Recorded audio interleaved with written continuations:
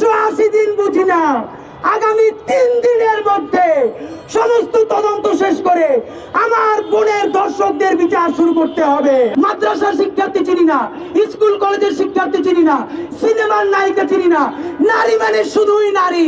নারী আমার মা, নারী আমার বোন। প্রত্যেক নারীর জন্য নিরাপদ বাংলাদেশ গড়বার আগ পর্যন্ত আমাদের লড়াই চলছে, চলবে ইনশাআল্লাহ। আমার বোন আসিয়া বাঁচবে কিনা জানি না। আপনারা রমজান ইফতারির আগে সেহরির পূর্ব মুহূর্তে আল্লাহর কাছে হাত দুটো তুলে দিয়ে আসিয়ার জন্য দোয়া করবেন। এই বাচ্চাটা যেন দুনিয়ায় বেঁচে থাকে। এই বাচ্চার বাবা মার দিকে তাকানো যায় না। ওরে আল্লাহ স্বাভাবিক মৃত্যু দিলেও হয়তো আপনি ভাবেন ওরে ধর্ষণ করার জন্য 5 ইঞ্চি ছিদ্র করা হয়েছে।